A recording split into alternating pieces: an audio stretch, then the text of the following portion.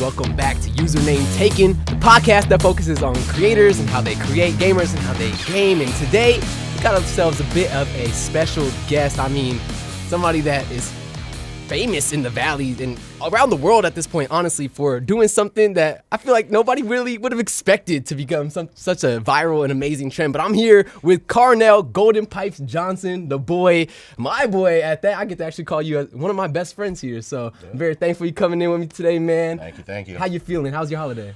You know, it was nice. It was low key. Didn't go anywhere. Didn't really do anything. Even like New Year's, I was on my couch playing video games during New Year's. So What were you playing? Jedi Survivor. Oh, yes. Yeah. And what are you playing it on? I'm playing on Xbox. Okay. We got an Xbox controller over there to the side, so we're going to get to see how those hands got warmed up over the holiday in the last segment of this. So make sure you stick it to the end for that. But and we talked about how this is kind of a show for creators, and a lot of people know you for singing and things like that. But it's kind of interesting how in every industry, no matter what you do now, if you're a front-facing kind of person in that industry, you're going to be doing some form of content or creation, or it's just such a big part of branding and marketing in this day and age, man. How have you, as somebody that's been, you've been in the industry now for how many years? Decades. Man, literally decades. Literally decades. You've gotten to see how that content aspect has become such an integral part of the success for projects and things like that. Right. What's your take on that? It's being who I am. It's different because I started in the analog era. So, nothing was digital. Everything was done on film, on reels. Not the reels that everybody knows now, but on actual big old spindles. That's how we used to watch movies and stuff. So, starting there and then seeing the shift into digital and what it's done for especially the entertainment industry has been crazy from everything from just getting your name out to putting out entire concerts. People were all worried when it started coming out that don't put your phone up and take a picture of the concert or don't film everything. Now you can find entire concerts online now, but it doesn't take away anything from the artists. It just makes us appreciate them more. So it's actually been a really cool thing to just see that digital age flourish when used right. Yeah, it's definitely flourishing right now. I think watch time is the highest it's ever been for all types of, like you said, the reels and everything to these long form that we're sitting in this podcast setting, things like that. Right. You went to school for music. That's your whole background is more in traditional vocal performance is what you kind of call it, right? Yeah. Vocal performance. I went for music education, but I was classically trained vocally. Okay. I shouldn't say 4 years, 6.5 years. Okay. That's college for you. And you out here. Out here, UNLV, graduated in 06. Tried it for a little bit, wasn't my thing. Then stepped away and actually went and rode boats and sang to people for a while, which you know about. Yeah, you got to guide my hand in there when I was coming on board as a gondolier at the Venetian. Little background, we were both. You've done shows with my wife out here in the community theater. That's how we met. Yeah, that's how I first met you, and then we worked together at the Venetian rowing boats for years. You actually were part of the training staff when I was in my class of gondoliers. So a lot of history between us two performing and stuff out here. You've gotten to do a lot of awesome as well, though. So it's been awesome to get to track your journey and whatnot. I know we got some of these little gifts here that you see, some of the collections that you've gotten over the years. Tell us a little bit about what's on the table. So let's see. The first one, I want to say, first one is the bobblehead, I believe. Yeah. The actual bobblehead Mall of America, Bobblehead Association of America, I think it's called. Okay. They contacted me and were like, "Hey, we'd love to make a bobblehead of you." And I'm like, "Are you? Who are you?" In the email? Like an email. I was like, "How did you find me?" And so I looked it up and it was legit. I'm only the second national anthem singer that's had a bobblehead made of them. The first one is from the guy from Blackhawks, Jim Cornelison. But I don't know if his sings, but mine actually sings. Yeah. So they did that one. And then these over here are my, I think it's called Shrunk 3D. It's actually a company here in town where they have a trailer that comes around and wherever it is, it doesn't matter. Birthday parties, Yeah. you know, they're out at the Silver Knights games a lot. Oh, nice. You go in and they have 90 something cameras, like literally 360 view of you, taking all these shots. And in like 4 to 6 weeks, they 3D print this of you, so you have a little those are fire. action figure or a little, you know, whatever you want to call it. So that was done this past summer, and then the piece de resistance over here. Yeah, no, we getting some closer shots of that. We'll weave those in here, but yeah, that's that piece right there. So this is the Stanley Cup ring for the 2023. And we're not talking about like this Target, you know, rush this Target store, get your Stanley Cup. This like big hockey teams, like doing your business. This is the one that the owner of the team bought everybody affiliated with the Golden Knights a Stanley Cup ring. Now they're all different tiers. There's like the tier 1, tier 2, tier 3. All the players, coaches, front office stuff, they get the tier 1. If you've seen it online, it opens up. It's got the rink inside it, and the thing comes with a pendant. Like, it's ridiculous. Yeah. And then the people who have been there for a while get the tier 2. Then the people who've been there for just a couple years get tier 3. So I got the tier 2 one in here. I mean, you're instrumental in the kind of, I was explaining a bit of your history to somebody earlier, and they were saying like, yeah, the superstition and the legend and all that kind of comes with that community. You know, they really bond to things heavy. And one thing that they've definitely taken to is you and your record as the Golden Knights have played after you. So you're kind of like bringing in some of the most insane hockey fans to their most special moment. How does that feel? Like when you get to bring in that show, you sing that night, they all scream night behind you, and like bring somebody through like walking onto the ice and then those moments. So I'll talk about the very first time I did it. So I got called, I think the day before. This was back in 2018. Day before I got called, and they said, "Hey, we'd like you to come sing the national anthem tomorrow night. Are you free?" And I was like, absolutely. I didn't know if I had anything, but I was gonna whatever it was. I don't have anything now. Yeah, exactly. Sure. But so I had to go in for sound check it all out. And when I told my friends, when I told I was working that day at Venetian, so I told the gondoliers, I was like, "Hey, I'm going to sing the national anthem for the Knights," and they were like, "Oh, well, just so you know, when you get to the word night and gave proof through the night, everybody's gonna yell night, so don't let it throw you off." So I was like, "Okay." So, you know, as singers, we improv a lot. You know, just if we forget something or if we think something will go somewhere, we improv. So I decided, and this was in the moment. I didn't think about it beforehand. I was just like, you know what? I know this is gonna happen. Why should I even try? So in the moment, as I'm singing it, I get to "And the Rockets' Red Glare." I'm thinking to myself, you know what? Let me just let them sing night. I'm not gonna say anything. So I said, gave proof through and this is the only time I've done this, is I actually put the microphone out. Yeah. And they all yelled night, and then I went right back into it. I don't know if this is true or not, but I was told that I was the first person to pause for night. And so that kind of played into this whole rhetoric of me becoming the anthem singer, because I was giving them their moment. Yeah. I was just going up there. I was singing it straight through, no flourishes, nothing crazy. And like you said, you know, with hockey comes superstition. And they were winning every time I was singing. So that first year, I think I sang a total, and this is including playoffs, of 14 times, and I think they won 13 of the 14. So, you know, people were superstitious. They wanted to get a big name to sing the national anthem for like the final game. Yeah. The president at the time was like, "Nope, Boo. nope, Carnell, it's going to be Carnell." We got our pipes. Carrie Underwood tried to come in after the Predators got knocked out, because she's married to the captain of the Predators. Yeah. And like she tweeted it out, bro. The city attacked her. I'm like, hey, don't be sending strays at Miss Underwood for like, and I'm just like, I'm not saying anything. Like, they literally called me and they were just like, "Do not say." I'm like, I wasn't going to. You're like, look.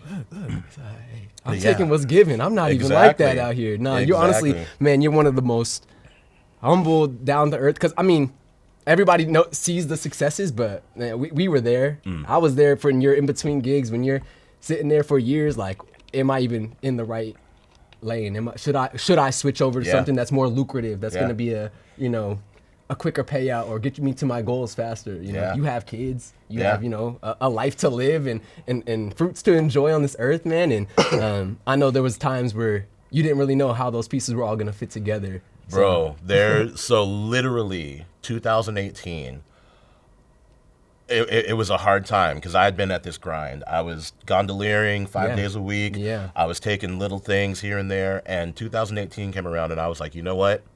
If nothing happens this year, I'm getting rid of my house. I'm moving up to Minnesota. My mom lives in Minnesota. Right.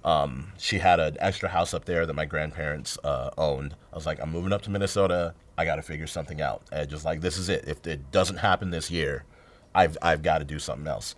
And so like I was ready to just step away from it easily, you know. And we've all had it. We've all gone through it, whether early in our career, later in our career, even the middle of people's careers. 100%. You know, it happens all the time, especially when you got 2 kids. You got to provide for them, and you're just like, I don't want to be a gondolier the rest of my life. Not that there's anything wrong with it, but I had bigger aspirations, you know. Like when I was a kid, Broadway was my biggest aspiration. And so you and I have done shows together. You know, I was like, this is what I want to do. This is what I want to be. And I just wanted to start doing that. I wanted to do voiceovers. I want to do voice acting. And, you know, my time came in a different form when it was ready. And not to say that I still can't do those things. Right. You know, I feel like it's closer now than ever. Yeah. You know, I'm 42 now. I didn't get my break until I was 36, you know, and people are out here in their like, 17, 18, 20. And if it doesn't happen, they're like, well, I guess it's never going to happen. Yeah. And I think that's a lot of like today's culture. There's a lot of instant gratification. And that's to go along with on-demand gratification. 100%, you know? I'm walking to my bathroom. I should just go down Twitter real quick. Exactly. Just like breathe. Exactly. You know, those endorphins are immediate. Yep. And if it doesn't happen right away, then people just give up. I'm like, I can't give up, you know? Nah. I was going to step away, but I was never going to give up. Right. You know, and sometimes you got to redirect yourself. But, you know. Or get bored again. Like, get out of the... you were on a path, you had basically 20 hours of your 24-hour day were programmed. Yeah. And until you break out of that and you get like, I remember when I was working a full-time job and I got laid off because we got acquired by some people, XYZ. It took me like 5-6 months to like think like myself again. I was just in that rhythm, and I'm like, oh, wow, okay, this is different. 2 years snapped by and I was just riding that ride. So it's very interesting to like, have that opportunity to get bored again. I feel like that's such an important thing, important message of this time that a lot of people are not, they don't want to get bored. I think there's somebody said there was a study that they did. They put a button in a room with people and left them there for 10 to 15 minutes just in their own thoughts, right? And after the first 10 to 15 minutes, the reviewer or a surveyor came back and said, how was that experience? Around 50% of people, over 50% of people said it was an unpleasant experience to just be in your own thoughts for 10 to 15 minutes, which is crazy, right? And then, that's not crazy. It's just, it's the times it's a sign of the times, right? Yeah. It's a sign of the times. And then they give them 10 to 15 more minutes, but now they activate the button. If you don't want to be bored, you can give yourself small electric shocks instead of being bored, right? 67% of men, 2 in 3 men, and 25% of women would rather electrocute themselves than be bored. That's just like, what? That literally is insane to me. Yeah. Like I said, growing up in times where, we didn't have a phone in our hand the whole time. If I'm going on a car ride, I'm bringing, books to color in or word puzzles or whatever it is, mazes or whatever. I don't have a phone that I can just, watch videos the entire time. Right. And so it's crazy to me that people would rather shock themselves than just sit there and I love enjoying silence every now and then, Yeah. Like put me in a room for 30 minutes, completely silent, devoid of any outside stimulus. I would love that. Right. You spoke a bit earlier about like early dreams of Broadway and voice acting opportunities. What was like your first inspiration in that world of like, you know, you were a young person. When did you like, oh, I want to be an entertainer. I want to sing. I want to dance. Be that man. So I guess it started in middle school. Okay. I was in choirs and Yeah, doing yeah. things, and that was fun. And then getting in so that was really the beginning of like the whole singing and entertaining. And then I got into high school and I started doing the musicals every year. And that just was, I noticed that was my endorphin rush, you know? That was like getting on stage. I loved the entire process. I loved rehearsals. I loved tech week. I didn't even mind, like, you know, every now and then you get yelled at. People get frustrated. Yeah. And it happens, you know. It's nothing against anybody, but I loved the entire production from start to finish. And I noticed that in high school, it was like, okay, I want to keep doing this. Right. And so even after high school, I would audition for local things. And then eventually I got something regional like 8 or 9 years ago. What show was that? That was Ragtime down nice. down in San Diego. Oh, okay, awesome. So yeah, that was my first regional theater thing. But yeah, you know, that high school, post high school was when I was like, you know what, this is what I want to do. This is what I want to be. Everyone's saying, you know, my voice isn't that great right now just because I just got all that congestion right here. But a lot of people over the years just like, oh man, your voice is, you know, you got that voice. You should do voice acting. And I started taking voice acting lessons and got a couple gigs that way. And so I would love, honestly, along with Broadway, to like be a voice actor in video games. That's powerful. Be so much fun, you know. That's immortalized. Like you get to play yourself, hear yourself, like be yourself in a game. Is there a character that's already existing or that you would want to play? No, I'd love it to be an original character so that I could create it. Nice. You know, my son, he loves Call of Duty right now. Yes. And so he like knows all of the voice actors. Oh yeah, and the lines. And the You'll lines. catch him saying he man. speaks Russian like he's right? I'm like, whoa. Right? You know, he was just like, you know, oh, Shepard said this, and I'm like, who? He's like, I was like, oh, okay, I know. It was like, or, you know, he talks about Ghost, and like, I'm like, dude, what are you talking? And then I finally get it, but like, you know, that's where we are nowadays. Is that, you know, yeah, we have these movies, but you know, kids are looking more into not just the video game itself, Right.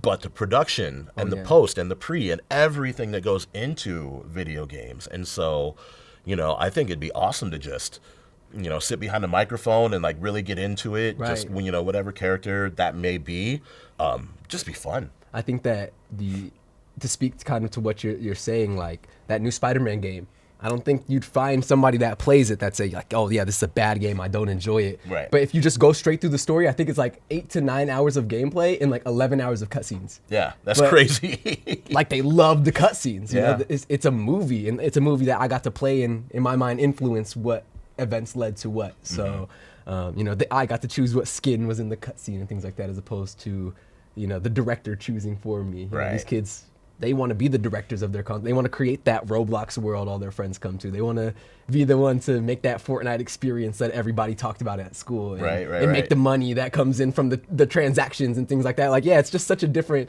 more entrepreneurial mindset that these young people have nowadays, really thinking about the full production and how many people are behind what's going together. Because even my son, he's like 7. He's like, are you a broke boy or are you a YouTuber?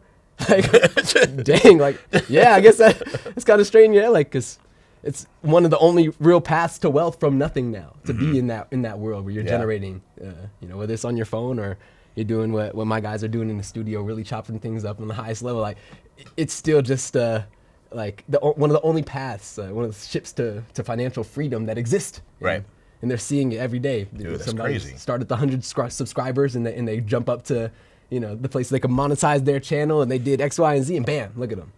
That's that's insane to me. You know, just seeing that. You know, I'm right on that cusp of the Gen X millennial. Yeah. You know, so they call us Zennials, and you know, it's the older I get, and it's gonna happen to you. I didn't, you think you're young, it's not going to happen. And then you like seeing it, you're like, oh, this is going to happen. It's going to happen to you, where like whatever the next big thing is, when the Gen Zers start coming up and they start doing new things, you're going to be like, well, back in my day, we monetized YouTube. It's going to be whatever is going to be the next big thing. And then you're gonna start seeing it. You're gonna be like, man, that's crazy. You got to keep your ear to the streets, the young streets. You do. Man. Those kids, they know what's going on. And especially in your realm of video games, because those are getting reinvented all the time. Well, it sounds like it might be your realm. You about to be the voice actor for it, Hey, man, I would love to. We're speaking that into fruition. I'd love to go into it. That's why I'm putting it out there. One thing I would love to do in my lifetime. I could see you being like a lion, like Aslan type vibes. Doing some real kingly, some real godly open world Narnia game with all of the lines. Sheesh. Come on. Now we cooking. Hey, but we're going to cook up on a quick commercial from our friends at Eureka Ergonomics. Don't forget to go to their website, please. We got a beautiful landing page there. You're going to get an amazing discount as well to these chairs that you see us relaxing on in the HyperX arena. Both models with the insane sale. Go to eurekaergonomic.com. Check out that page. Quick little ad from your man, Austin Champ. Yo, what's going on, everybody? It's your man, Oski Champ, and I'm in the building with our brand new chairs that we have just partnered here with at the HyperX Arena, the Eureka Ergonomic, amazing smart furniture that we have. I mean, look at these pieces. We got the Python 2 over here. We got the Typhoon hybrid chair. And these chairs are honestly changing the way that gamers are able to sit and enjoy their gaming. The comfort that it's bringing to the table is unparalleled. You can see here on the Python 2, it's got this adjustable lower lumbar. This pillow really sits on your back. It meets you where you're at, whether I'm leaning back or moving forward to get those clutch experiences in Valorant. It's always just there to be supportive. And then you look over here, you can already see that mesh is super easy to clean on the hybrid smart furniture that we have here. And on top of that, everything's super adjustable from the head to the lower lumbar, whatever it may be. You can even get this seat to come out a bit more if you're one of those gamers that likes to put your feet up on top of the chair. This chair has a frame here that's made with some insane furniture building technology. Then on top of that, a true ergonomic S-curve that you can adjust to wherever you're at. So, I mean, I'm done talking about them. You already know you gotta come to the HyperX Arena, try them out, and get your butt in a Eureka Ergonomic. Peace. We're back in the building. Thank you for bearing with us and hanging out with us through that commercial break. Still in the building with the man GoldenPipes, Carnell Johnson, CJ the King. What? You got a million names now. Too many. Now people come up, people. That's right. Where's people? People. You're like, wait, CJ? You're like, you can't even like fake at that point. Like if you were on the gondolas, you couldn't even like fake a character because anybody, like internationally, people are just starting to recognize you now. Especially those last few years, because I did it I started originally in 2001. I was a gondolier for a couple of years. Took a big break and then came back from 2011 to 2019.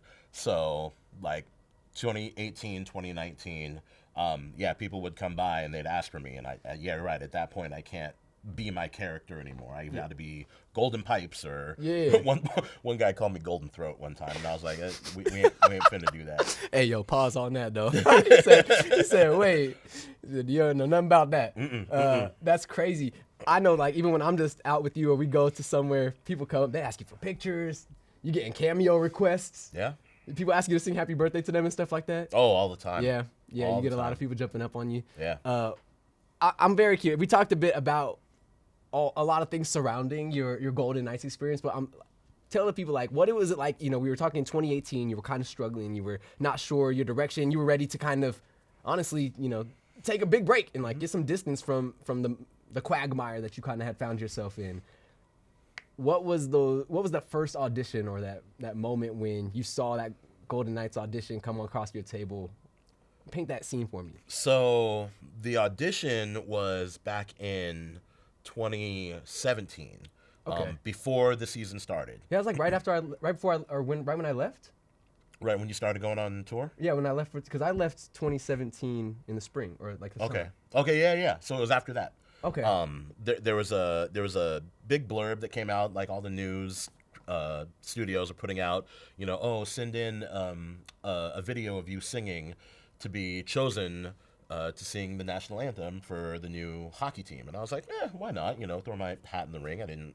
Wasn't doing anything else. So from there were thousands of submissions. I don't know how many, but over 1,000. So we'll just say thousands. Hundreds of thousands. That's right. They chose about a little over 600 to come in for a live audition. And again, this was back in like August, September. Okay. Of right before the season started. And I was one of those chosen. And then after that, I think it was a week later, I got an email saying that you're one of the 41 national anthem singers that we want to come in and sing. And so I was like, cool. I didn't hear anything after that for 5 months. Oh, really? Yeah. And so that's why I was like, man, what's going on? You know, they said they were going to contact me and let me know. I didn't hear anything. Did you already make the Facebook post? I posted the letter, and everybody was like, oh, cool, yeah. you know? And so I posted the letter. Nothing ever came of it. Right. And it was one of those things where I had a friend working with the organization. I was like, hey, could you just maybe see what's going on with this? And she was just like, let me see. And it was then, that was right around the February we talked about earlier, right, where they contacted me and were like, hey, can you come and do this? Yep. Next week, hey, do you know the Canadian national anthem? Yep. So they had already done like how many games before you came in? So at that point, home games was probably around 30 to 32. Really? Yeah. Okay. Because, February, because the season only goes into the beginning of April. Right, that's what I'm saying. Like, it was then, basically, like, a big bulk of the season had gone by. Yeah. Beginning of April and then playoffs. And then they got you, and they found their streak to get them to that crazy run they had year one. Yeah. And it was that superstition and just how everybody enjoyed your performance that you feel like really solidified. Like, that was that the next year they just basically were like, hey, we want to put you on a deal. Like, are you available for it? Yeah, they basically, called me and was like, we want to have you back. We want to do like 1 or 2 times a month. And I was like, whatever. Hey. I'm open to that. That's cool. Yeah. And so that started. I did the home opener in October. Yeah. And I did one more in October. And then I had a couple in November. And then December, I got the call and we're like, hey, we just want you to do it full time. Like, you down with that? I was like, yeah, I'm down for that. So, that's when it happened. Was second season, about approximately halfway through the season is when I was named the national anthem. So this is your 7th year singing? Yeah, I mean, yeah, technically. Jeez. Time's flying. It's crazy. Are you at that place where you feel like you're there? Like, are you content with where you're at right now? Or do you want more? I mean, of course, we talked about you want to do some voice acting, some other things, but in regards to what you've done here in the Valley, do you feel like you've done what you've wanted to do? I think being content can be dangerous. Okay. Because it can make you complacent. Can be in discontent. Yeah. Be also. Yeah, it can make you double-edged sword. You start to become unmotivated. Right. You're like, oh, I got to this place. Right. Where I don't need to go anywhere else. So, do I love what I'm doing? 100%, absolutely. Do I want to go bigger? Yes. I would love to. I would love to do this as a full-time job. I work here at a car dealership. I have a day job. You do, yeah. You're over there at the Findlay Volkswagen, correct? Yeah, Findlay Volkswagen. And I love my job there. Right. Don't get me wrong. Hey, you got a sick ride from there. Oh, I love my ride too. Yeah, no, that thing's sleek. That thing's super clean. You always know when he's coming on the block. You're like, oh yeah, that thing lit up like Iron Man. Right. But I'm a performer. I'm an entertainer. Right. And as entertainers, we want to find that thing that can sustain us forever, so we don't have to do these other jobs. You and I have a lot of friends who grind every single week. They're doing 4 to 6 to 8 gigs a week. Yeah. Just to pay rent. Yeah. And it's with kids, we can't do that. Right. So, I want to be to a place where I can take care of my kids, I can pay rent, I can pay all my bills, and I still have some cash. Right. But I want to do it performing. And time. Yeah, time. That's a big thing, especially. Man, it's like you can't even put a price tag on that. You can't. No, God, I can't remember what the saying is, but it's crazy. You can't buy time back, you know. Everything else you can get, but time, right? Man, you were saying about the gigs and things like that. I know you're gigging. You do gig a little bit. I do gig. You have your friend, and you guys have a little. Tell me about a bit about your project. Okay, so after things started happening with the Knights after that first year, I have a friend. Her name's Lene Myers, and I contacted her. I was like, hey, how would you like to sing for the Knights for the preseason? She came in and sang, and all the people are like around me were just like, oh, she's gonna be Lene back. can sing. Dude, she's. I remember when I saw her in Bring It On out at the ranch. Spring Mountain Ranch is one of the bigger places of community theater out here in Las Vegas. It's like, you know, or people in their off season or whatever, people that performers and things like that. A lot of them will do that as like their passion project for the summer, right? Yep. And there was a show, Bring It On the musical, which is for some reason it's just an insanely good show for no reason. You expect it to be like some memey, campy kind of thing. No, it's like just so solid. Music is dope. But yeah, I saw her in that and she could blow. And then since then, jeez. Yeah, so you know, I had her come in and sing, and we decided, you know what? Let's just start a little duo here in town. Yeah. So we have this literally it's just me, her. I play guitar. We both sing, and we just go around and play at bars. It's called Cover Lane, and we just do cover songs. You know, just things that people enjoy hearing. Right. So you know, we'll be out at the M, or we'll be up at Frankie's Uptown in downtown Summerlin, or we'll be at country clubs. But yeah, it's one of those things to keep us motivated, you know. Right. And how many instruments do you play? You play.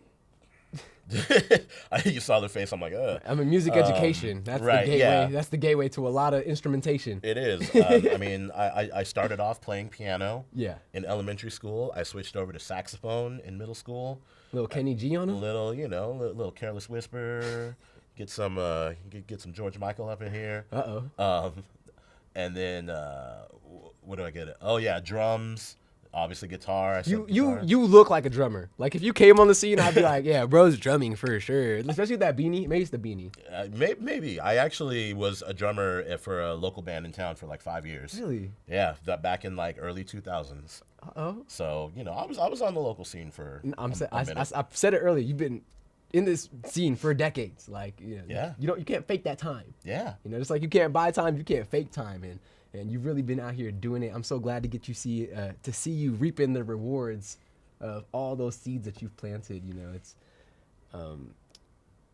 you really do get that opportunity in your later voice. A lot of people that study voice, they always get told like your voice will really come into itself in its 30s and its 40s, and you're seeing that and you're living in it. You know, and you've gotten an anchor now into something that can really be a path into those things that you dreamed about that you never really would have imagined was the bridge to those things. So I know it's going to be super encouraging to somebody watching this, and it makes people know that everything that you're doing does end up worth it. You know, as long as you keep your nose to the grind and you keep that inside of your heart that you can do this, or sometimes you have to give yourself that ultimatum, like, hey, I need to take this year as hard as I can. I'm going to take every opportunity I can. And if not, I'm going to take some distance, you know? And like, sometimes that's just enough for the universe to say, okay, let me hand this package to this person. And that's what you got. And that's the biggest thing, you know, is that you can't give up. You can't give up. I'm not even saying don't give up. I'm saying you can't give up, you know? If it's going to happen and you put the work in, it'll happen at the right time. Right. You know? And it might not happen when you want it to, but it will happen at the right time. Right. And those are two very different things. And I think a lot of people don't see that nowadays, you know, is that, you know, I want it to happen at this time because that's the right time for me. Right. Whereas, you know, we always say, you know, the universe got you. You know, the universe will give you that time. If you give back to the universe will give back to you. Right. So just keep at it. It's not here to serve you, but that collaboration of energy in a way, just like what we do in a micro scale between each other, between humans, when we have that same dream, that same project. You know, you tap into the above and it comes, you know, oof, that's going a little too metaphysical for the people though. Hold up. Hey, back up. Man. mess around and find yeah, out. I know, right? Man, you're also over there at the Space. That's Floyd Mayweather's old gym, right? Yep. Your buddy Mark bought it from Buddy Floyd. Mm-hmm. You're like the in-house singer for Monday's Dark, which is one of the most insane projects at the Valley. Tell us a little bit about Monday's Dark. So just a small background. Mark Chinook, he's the in-arena host for the Golden Knights. Yes. And Top Rank. Top Rank. Yeah. He does Raiders. Mm-hmm. Like he's made a really nice name for himself doing that. Yeah. So he's a Broadway kid. Right. So he was on tour with Lion King as Timon. Correct. Yes. Came through Vegas. And then when they opened Rock of Ages here, he auditioned and got it. He moved out here, and he fell in love with the city, and he wanted to give back. So he was like, let me figure out how I can do that. Well, he decided to just throw this thing together, see if it would work. And he knew that most of the shows in Vegas were dark on Mondays, just meaning that they don't play. Right. You know, they have a night off. And so he would ask people from these shows, hey, do you want to just come and sing a number at the Sing? We're raising money for charities. So that happened 10 years ago at the Hard Rock. Right, and they just celebrated their 10th anniversary. And yeah, he just celebrated his 10th anniversary in the 2,000 person theater at the Palms, where he and like you said, he does it at the Space where that's about 300 people every night. Where he comes in and he does the same thing every 2 weeks, or two Mondays per month. He raises $10,000 and gives to a charity. So that's like 20. Is it 26? I can't remember. There's something off the top of my head, but I mean he's raising close to 50,000. Yeah. Or no, I'm sorry, a quarter mil a year. Yeah. A quarter mil a year to charities. Yeah. Yeah, and so Insane. he's been doing that for 10 years now. We're over $2 million, and so yeah, I just came on in the last couple of years as one of the background singers. So him and I obviously work together for the Knights. But it's more than background singing. Yeah. I seen you doing some kind of I guess I'd say amazing things for charity. we get crazy. Y'all have fun. And that's the thing, charity is important. Right. And galas are great. You have these really great, like the autism gala or the cystic fibrosis. Galas are amazing, but sometimes people just want to go and get drunk and act a fool. Yeah, that's facts. And that's 100%. Sometimes the check's a little heavier. And it can be, you feed them enough. And so we have a good time. The galas are a nice time. We go out there, we're stupid, we say dumb stuff, but we're it's all for a good cause. Yeah. And so yeah, I'll get on stage in a Care Bear outfit, or I'll get on stage in a brassiere, in fishnets, and I'm doing it as a character. Yeah. Just to have fun and just to help raise money for all of these charities, and it's just a different way of doing it. Yeah, man, numbers don't lie. 2 million, come on, right? Don't matter as long as you're not doing nothing evil. You getting $2 million to people that would not have received and operate off of the good of those. Man, that's super powerful. Mark's killing it. You're killing it. I'm glad that I've gotten to see so many clips. That's a big part of your content. I feel like I see a lot of content of you at Monday's Dark. Of course, I see you on the TV every time I watch a Golden Knights game. And right. They got you, belting to the people because nobody's singing a song like you. I'm sorry. It might be a little biased, but, there's no other anthem singer that brings their crowd to their feet like you do. Oh, thank you. Hey, man, I'll toot that horn whenever, bro. You let me know. But, hey, we're going to jump to another quick break. We're going to jump onto our OMEN. I got a little bit of a surprise for Carnell. He had told me a bit of his gaming background. We're going to jump into that, and we're going to jump into the secret game that I have cooked up for him right after this break.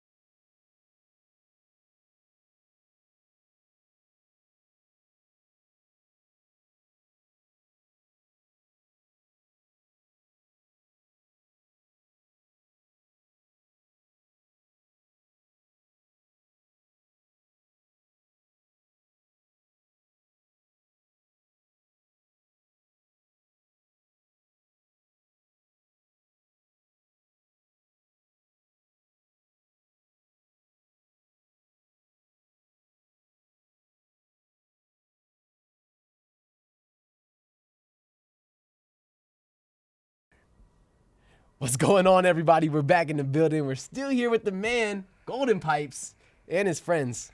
It's like a couple of you in here. Yeah, right. Man, but we're about to jump into a game that is, you told me, is a big part of your young adulthood, a big part of your gaming journey. Tell us what game it is. Maybe tell us when you got this game and then put it in perspective for us. So full disclosure. Okay. My favorite gaming series ever. Yes. Legend of Zelda. Legend of Zelda. Great. I mean, Yeah. come on. like right there shows you. Ink my whole body. But, when asked, oh, what do you want to play? I'm not going to say I want to play an RPG that's going to take 20 hours, So Hey, I was like... always thinking of the viewer experience, a true entertainer. And so I was like, all right, well, what's my second favorite one? Halo. Yes.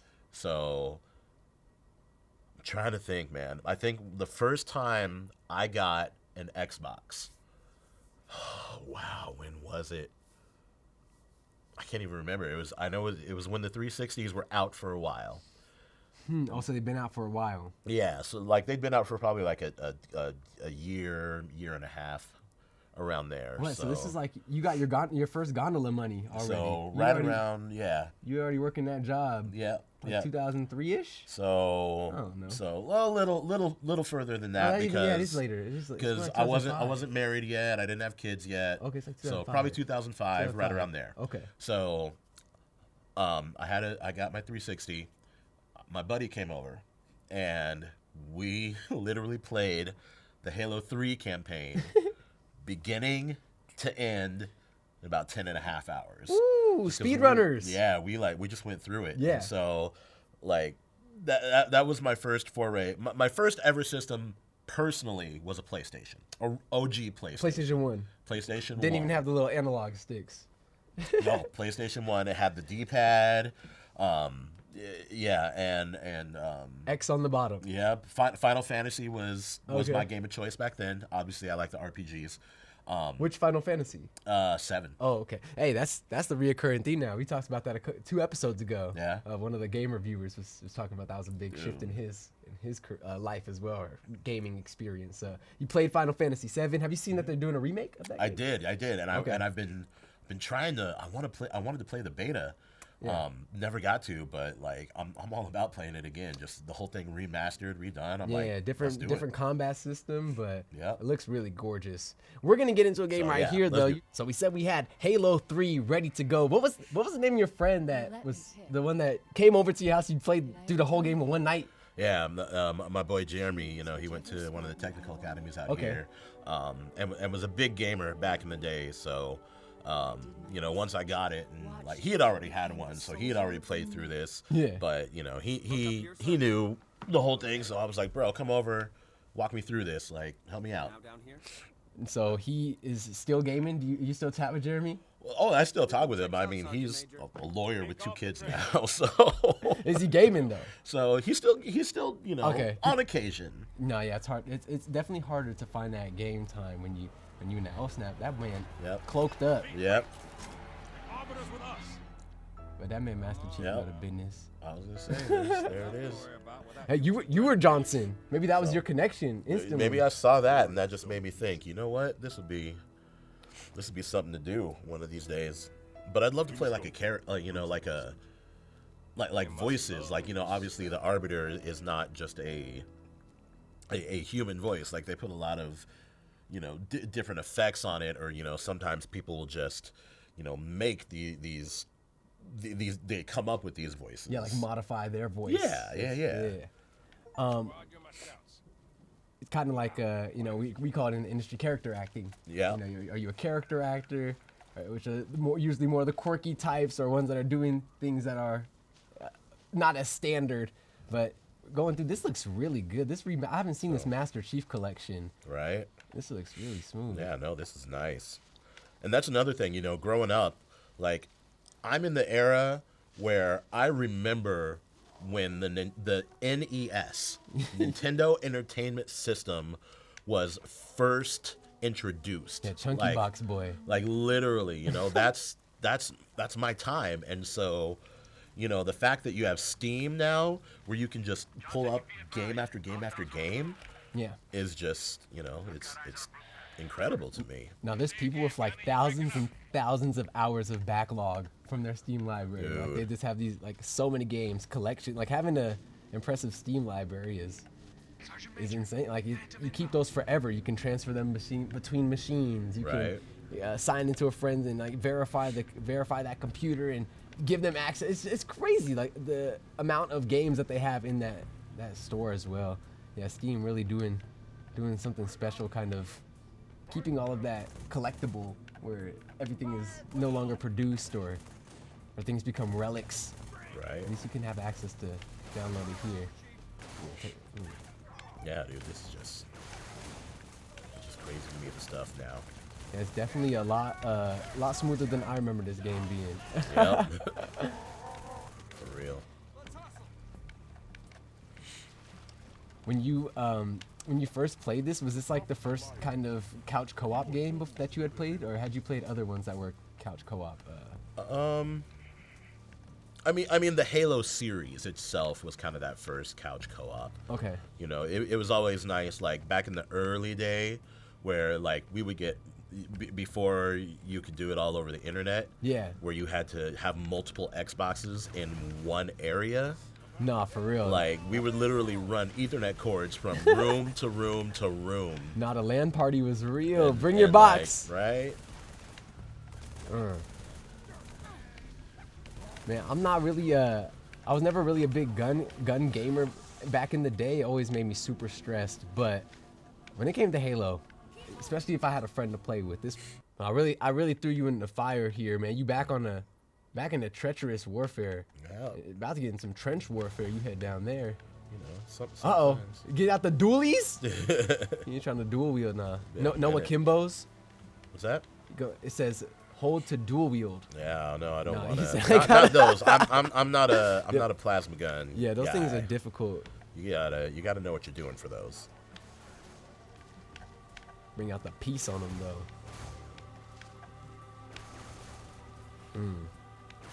Yep.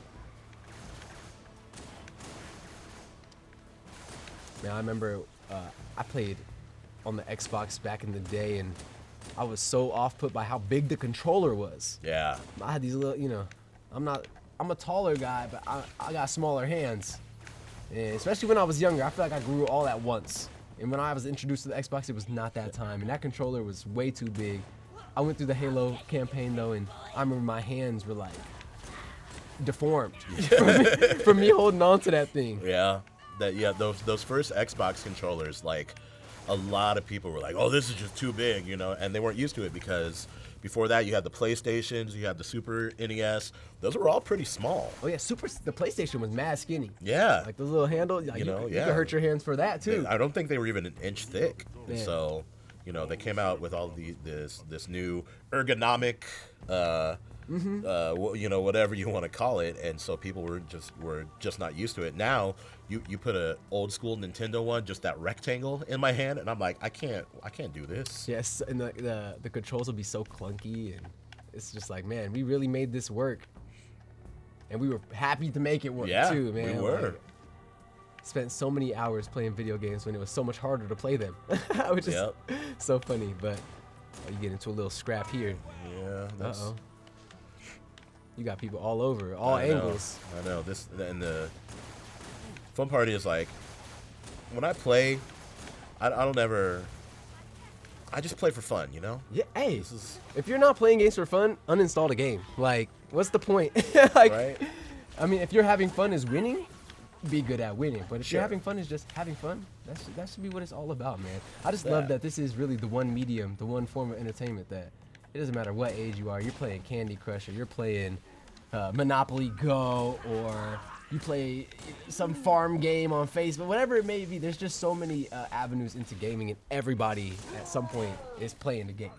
Yeah, 100%. That one of the last universal entertainment forms we have. Oh, uh-oh. There we go. Uh-oh. Bringing out the plasmas. I think you see it. Switch out. Yeah, I was gonna say that right there. Is gonna be right. Oh snap! You pulling up? He pulling up. Hitting him with that golden pipe.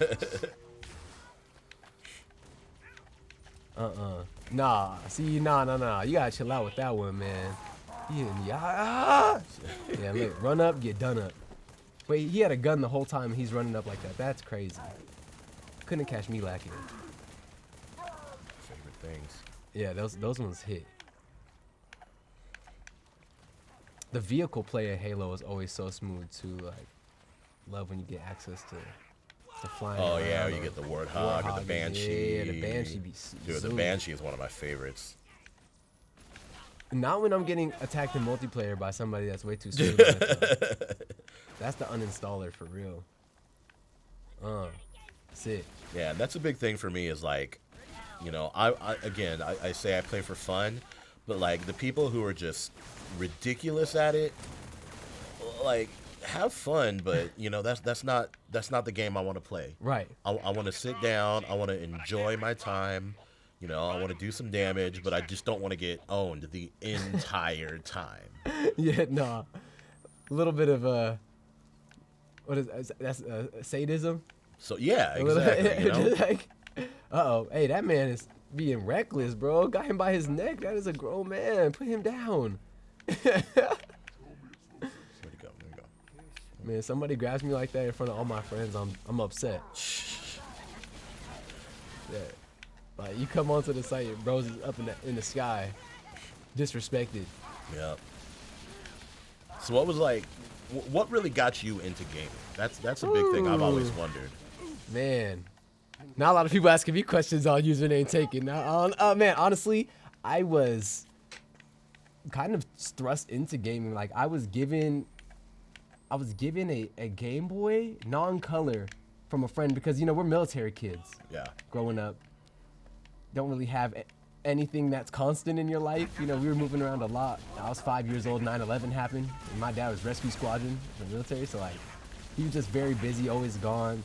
But, you know, the one thing that I could do no matter where we were going or traveling or whatever was have a game. So my parents had got me a Game Boy, and I remember when I'd be in the car trying to make it catch the light, the street lights at night because it wasn't backlit. You know, so it's just like I'd see it like every like couple of seconds, like, oh, okay, there I could play a bit. Or if you're like outside and it's just like way too bright outside, you're trying to find like the right amount of shadow to give it. And I was playing, it's funny because we were military, I was playing a Japanese Pokemon Green. It wasn't even the English version of Pokemon. I was playing it in Japanese, but I just loved the little battle animations. I loved just that sense of progression, you know, right. Finishing a battle, seeing that little thing go up and right. ding, and then sometimes they change or whatever it may be. So my parents just saw, hey, this guy's really gaming, right? And I told my uncle, who was kind of like a stockbroker, I believe at the time. In early 2000s, he was making money climbing the ranks of doing stocks and things like that. And he bought me my PlayStation 1. And that was kind of the first, like, okay, yeah, now I'm equipped, and I started building up my catalog. I had a bunch of games. You know, people would come to my house because I had the system. You know, then I got a Nintendo 64 soon after that, and just always kept, you know, on the front lines. I always say, in a joking way, Christmas is a military's parents' time to make up.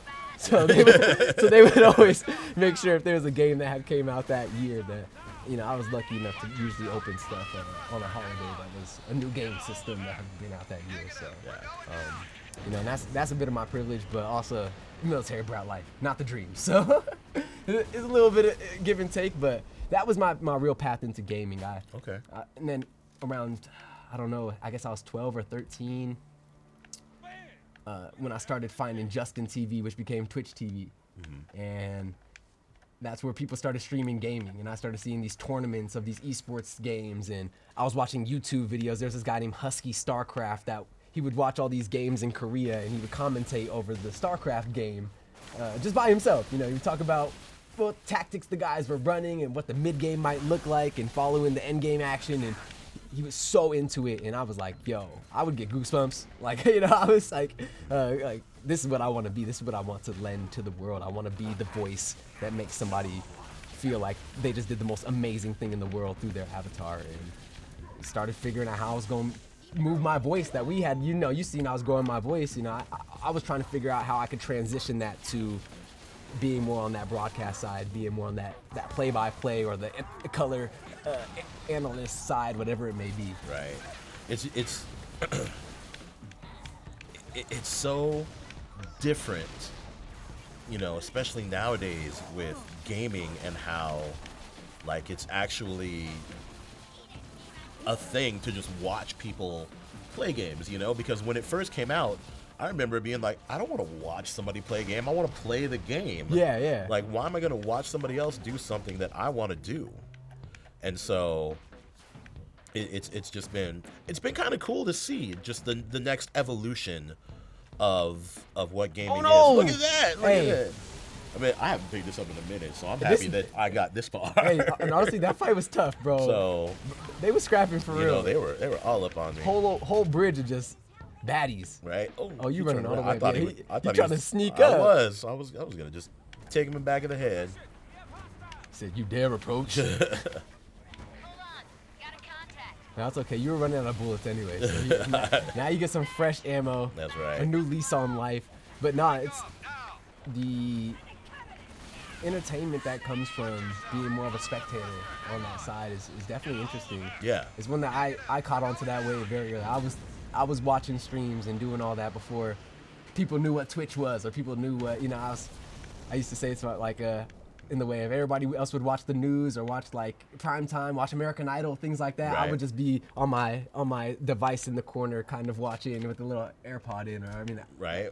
Back then we didn't have AirPods, the wired ones, but it's the shape, you know. But in general, it's just like I just always knew like, man, this is really my calling. This is like my community, and now we're seeing this is the next $1 trillion industry. This is the next like, you know, biggest thing. It's just insane to me, you know. This is crazy just seeing it.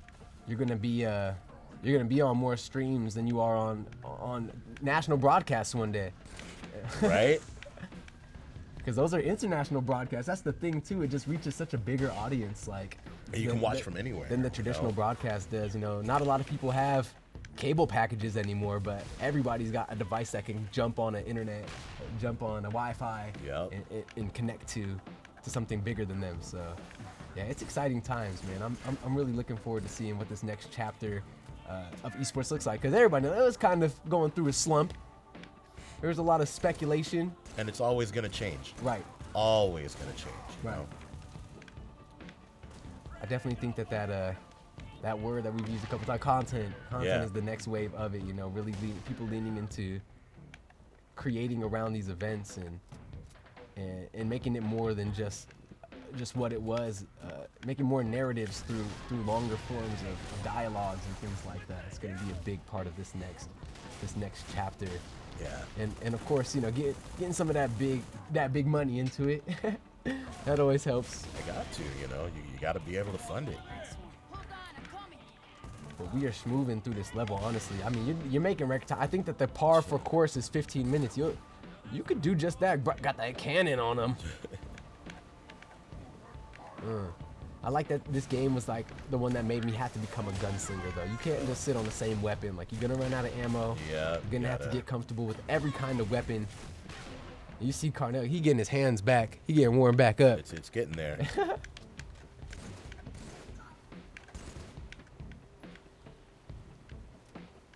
No, it's crazy because I can't play these kind of games if I don't have inverted shooting controls. Like, I Really? have to do like down for up and up for down and like.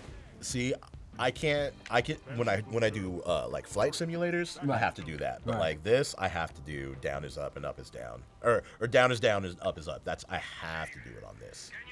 No, I get it.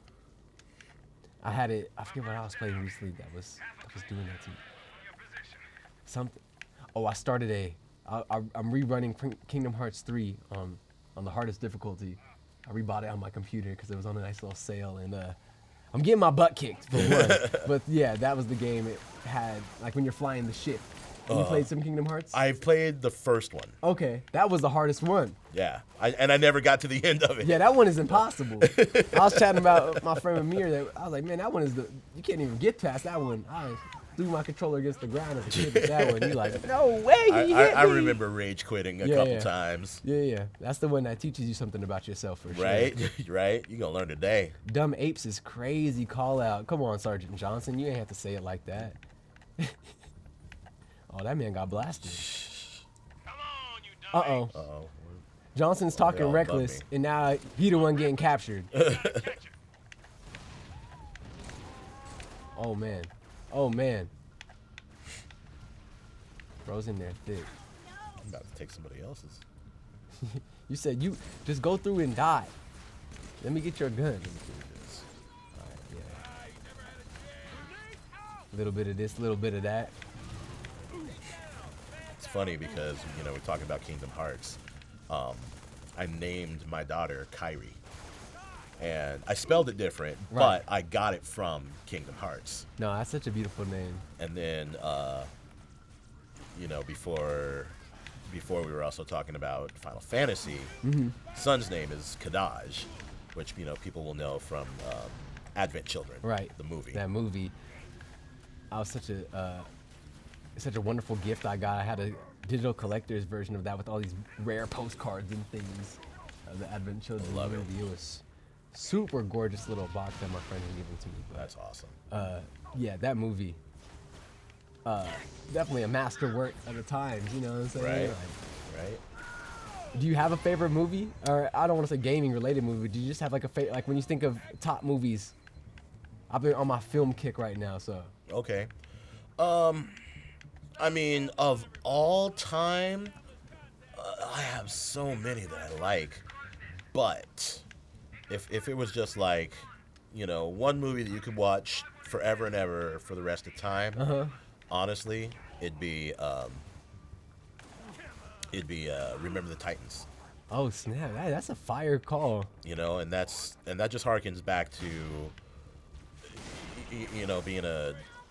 being a man of color, and I didn't have to deal with that growing up, but seeing, and that's just a little bit of what people had to deal with. Right. Like that's just like the Hollywood version of it. Exactly. So you could only imagine. What the real kind of stuff was. Is just this was the Needler was my favorite. With the Needler going crazy in PvP. You could take some people out with that. Just love that homing shot because I could be untalented and still get them. Man, the pickings are low on these I know. Man. That's why I keep running back. I'll be like, what can I use right now? Help my man out. All right, let's see. Who's up in the trees? There's a jackal up there, I think. Who's messing with you, man? Where is he? Is he over there still? Yeah. He is. There he is. Yeah. Move. Yeah, get taken care of. Okay. Oh, man. Cross the bridge into more chaos. Just run right headlong into it, man. You know you're going the right way when the baddies are there. That's only enemies towards your goal. Yep.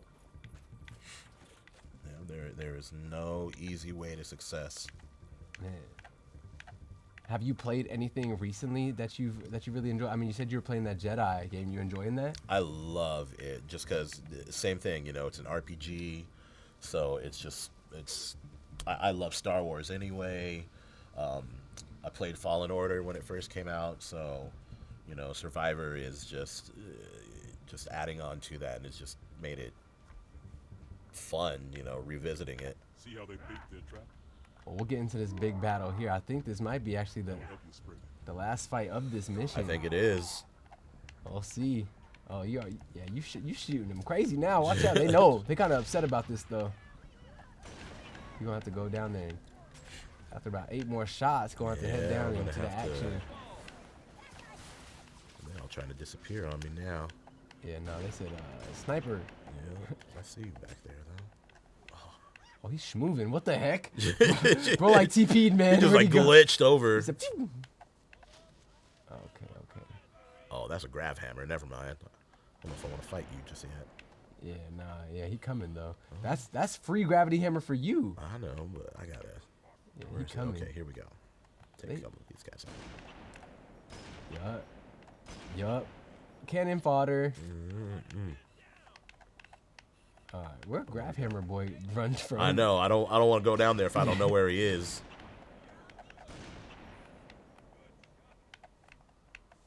Oh, he might be inside this little shack. All All right, let's do it. Here we go. Master Chief heading into battle. It's time. Big checkpoint vibes. But you know what time it is. There he is. Oh yeah, he mad. Come on, jump up here. Just, he don't want to. He don't want the he smoke. He don't want this smoke. Oh! Oh no! Bro is approaching. I thought I was it. No, yeah, that's that time. Here we go. Oh no, no. Oh man is mad. Man is mad. Where's your gun? Oh no! Oh no! Bro is cornered. Hold up. Oh, he's going after Johnson. I got nothing. Bro, at least he switched aggro. I don't know what made him switch to aggro there. I got nothing right now, man. Bubble shield. Just like you said, pickings are slim right now. You almost have a graphic. Yo, he's getting maxed. Bros is getting maxed out on. Okay, nice. Oh no! That's it. That's danger. That's danger. Oh snap! Hey yo, bro was upset. Oh, oh my god, you got me right into the corner. Bro is mad. Threw me into the corner. It just, I feel like all those shots you took here didn't connect. Yeah. Right? Yeah. Am I bugging? That's not fair. That's he jumped up that time. Yo, this dude's upset. All right, this is it. Yo, he is. That's the Leroy Jenkins, though. Right. We've made that joke on the obstacle course before. Leroy Jenkins at that obstacle, man. But geez, this man, he's moving different. Bro is moving. Yo, shout out. There we go. Yeah, took his soul. Woo! My grab hammer. Take that. Yeah, need that. That thing is smooth. That's one of my favorite things to get in this game. Just chucking people across the map. Yeah, where did they come? Oh, okay. I was like, where did he come from here? So where are all these people? Look at bro clearing his corners like a champ. Uh-oh. Somebody They else? throwing bombs down there? Oh, he mad. Oh, he big mad. Where'd he go? Come back. He's like, oh wait, gravity hammer. I gotta go. He's like, nope. I gotta go. Yeah, nah. That's your soul. All right. Is there another gravity hammer wielder up here? Is it just one? Two little shield boys. Got some weapons here, finally. Yeah, get close. Get close and get maxed.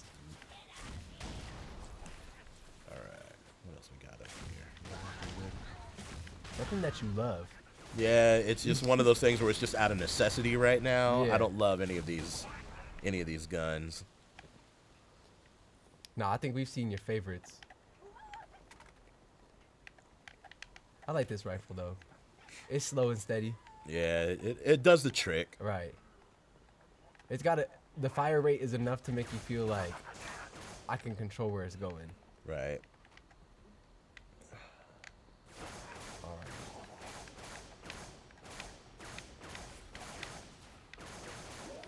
Bro's out here hitting the button. You're hearing You hear all that click, clack, clack, yeah, clack. that man in the controller. Okay. Back to the brute shot. Yeah. Reloaded up. Only got a couple shots. 5 shots. I'll take him out. Make them count. Where's that? Where is he? Man, it's twitching in death. There he is. Why are you running? Oh, he's Why you running? big scared. What you scared of? You got your hammer. Oh, he already been dead, huh? Adding insult to injury is Carnell GoldenPipes Johnson. Saving Sergeant Johnson. Oh, I thought it was attacking. I was just throwing it. I was like, I don't know who's there. Hey, we got you. We got y'all. All right. We're even. Long as we only count today. Oh, there's your gun. That's your gun in there. There it is. Yeah. Long as we're only counting today. There we go. Oh, yeah. Bro's ending it off right. Do. On some cover. Got a clear path. Roger that. Uh-oh. Hey, that ship is hitting him. Coming in hot. Oh, there's 2. What is it? Oh no. I don't even know where that was coming Yeah, from. hello. Yeah, they all like, no, we gotta get behind the building. Forget about it. Oh, what? Oh, we back here. Yeah. That's They're all right. See ya. Ooh. Where you going? That Where man you going? said, What I you just saw all my friends pass in front of me. Got unalived. In front of me. Unlucky. At least we're just right here. Yeah, easy cut. We're even, long as we only count today. It was in this one here, yeah. There it is. All right. This isn't as fun as it looks. Cut the power. We're even. All Long right. as we're only Anything counting back here that I can Yeah, use? I'm like, this man Kilo 2-3. was getting onslaught double pelican. Imminent, Sergeant. Find some cover. Got a clear path. Roger This that, man Hocus. looks terrified. He is cowering. It just says stay alive.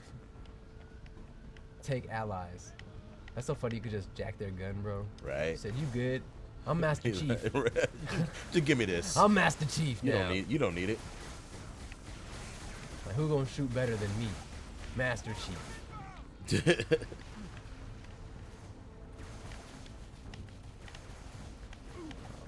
Take out these pelicans. Send them back to from whence they came. Man, that thing is juiced.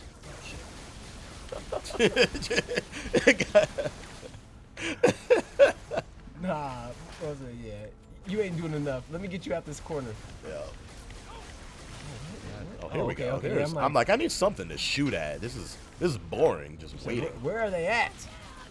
Bring me my fodder. Alright. I think this is your last stand. Get Johnson out of here. Extraction shooter mission. Focus. Anthem. Get these guys out of here.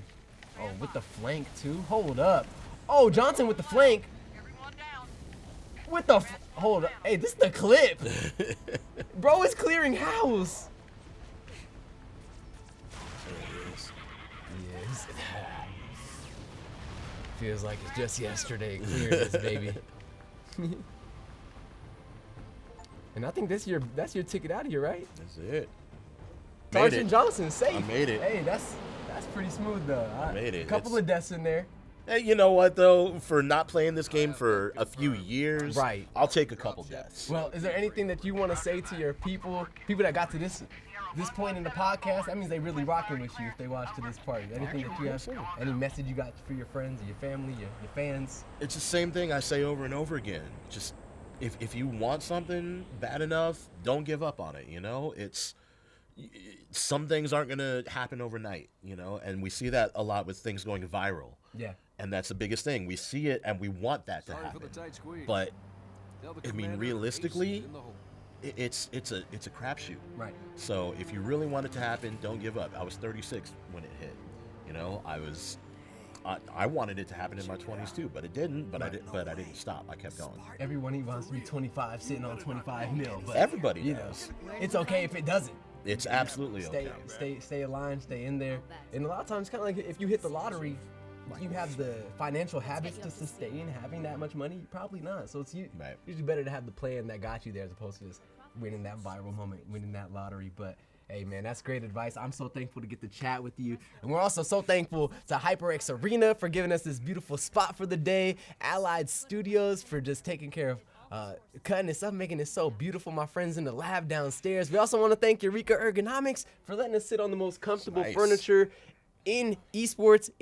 Honestly, they got all types of furniture. Like I said before, go to our landing page on their website, eurekaergonomic.com. Go get yourself a chair and feel how it feels to sit in the UsernameTaken chair, you know what I'm saying? But I digress. We about to get out of the building. Make sure you like the video, leave a little comment, or talk about us on social media with hashtag UsernameTaken, just to help us out and help us reach the people that need to see this right here. Best series, best podcast, North America. Holla at your boy. We out. Peace.